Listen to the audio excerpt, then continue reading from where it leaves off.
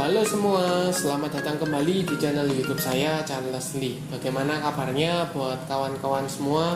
Saya harap kawan-kawan dalam kondisi baik ya. Kemudian portofolionya bisa growth dan tetap hasilkan cuan dari pasar modal Indonesia. Oke, pada kesempatan kali ini saya akan membahas lanjutan untuk PAM mineral ya, atau NICL. Kenapa saya bahas lagi? Karena sesuai dengan prediksi ya. Memang setelah dia arah atau auto reject atas, dia sempat gap up, kemudian sempat mengalami kenaikan ya sebentar, kemudian ditutup ARB, dan hari ini dia lanjut auto reject bawah. Nah, buat teman-teman, apa yang bisa dilakukan? Apakah ini waktu yang tepat untuk keluar, atau ini hanya pancingan sehingga retail itu keluar dari saham NICL ya? Atau bagaimana? Pastikan teman-teman tonton video ini sampai selesai. Buat teman-teman yang mungkin baru pertama kali mampir ke channel YouTube saya ucapkan selamat datang, selamat menonton. Semoga informasi yang kami sampaikan melalui video-video yang kami buat bisa bermanfaat buat kawan-kawan semua. Oke, tanpa berpanjang lebar ya, kita langsung masuk ke pembahasannya untuk PAM mineral atau NICL. Hari ini tanggal 17 Januari 2022 NICL mengalami auto reject bawah ya ke level 228. Kalau dilihat setelah dia arah, hari ini koreksi kedua ya, ARB kedua seperti itu. Apakah masih berlanjut? Kalau dilihat ya, teman-teman bisa pantau di sini. Ketika dia mengalami arah, volumenya cukup spike. Kemudian kemarin koreksi, volumenya mulai mengecil ya, mulai mengecil. Kemudian hari ini langsung ya, jadi dibuka di 22244, kemudian mengalami penurunan langsung ya. Jadi langsung auto reject bawah ke 228 sehingga volumenya tidak terlalu besar ya, seperti itu. Kemudian garis EMA 50 maupun EMA 200 jelas ya masih mengarah ke atas. Posisi belum patah tren ini. Untuk NICL masih belum patah tren ya, seperti itu. Untuk garis EMA CD ini jelas masih mengarah ke atas. Tetapi teman-teman yang sudah punya ya, yang sudah punya di daerah bawah, let's say di 170 sampai 180, teman-teman harus hati-hati. Kenapa? Takutnya sesuai dengan prediksi saya sebelumnya ya, ketika dia arah maka dia akan mengalami koreksi ya, koreksi seperti itu. Nah, sekarang pertanyaannya, koreksinya sampai sejauh apa? Apakah dibuat sampai kembali ke area 170 180-an? Itu bisa jadi seperti itu ya. Bisa jadi pula tidak sampai di sana ya, let's say di 220-an kemudian terjadi pantulan ya. Tujuannya apa? Dibuat untuk panik ya.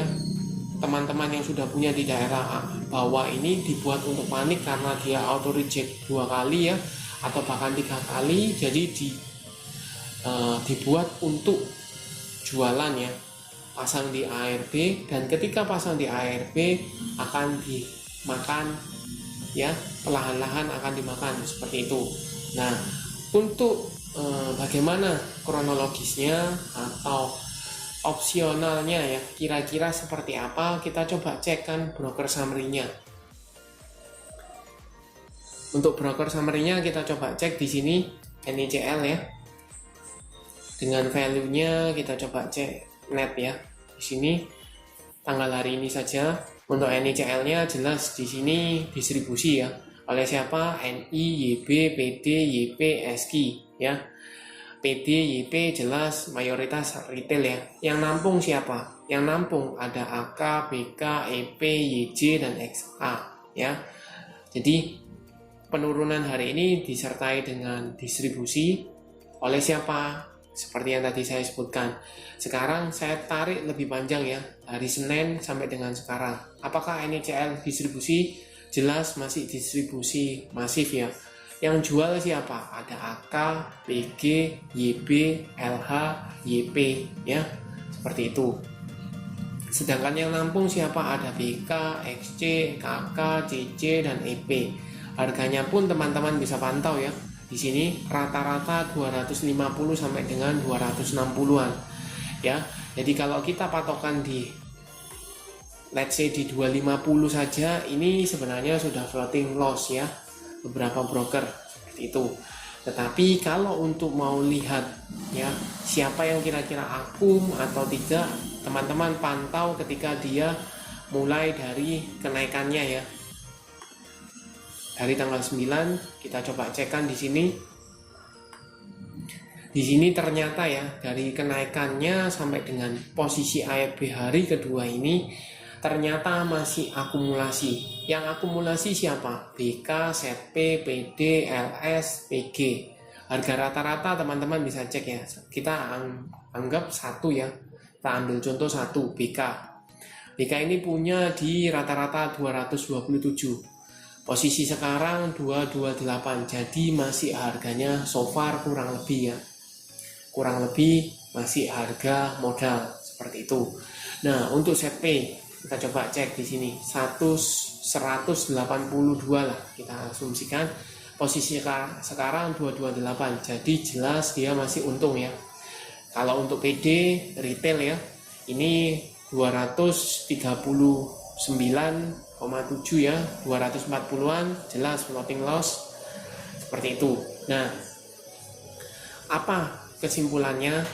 Kalau kita lihat berkaca ke BK-nya saja ya, BK di 227 rata-rata ya, berarti so far kurang lebih di harga sekarang.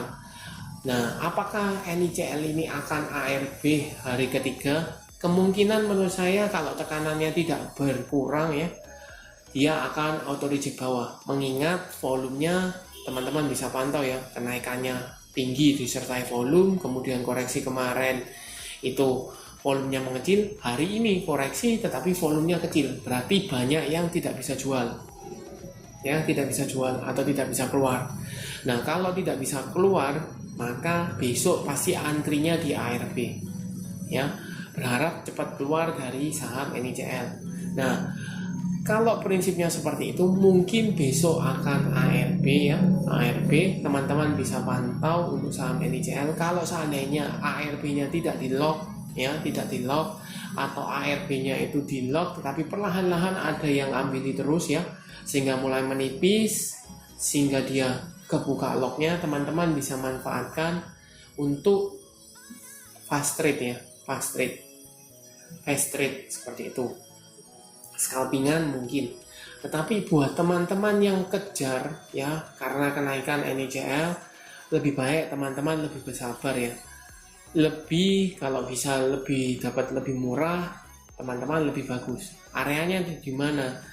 The best entry-nya sebenarnya ketika dia breakout ya di 170 180.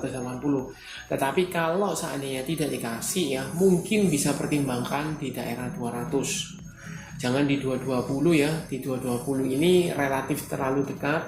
Takutnya teman-teman beli kemudian ARB sehari, malah besoknya 2 hari teman-teman akan bingung ya, bingung kemudian langsung panik ya, panik jualan padahal pada waktu itu mau diangkat seperti itu. Jadi teman-teman bisa lebih sabar ya.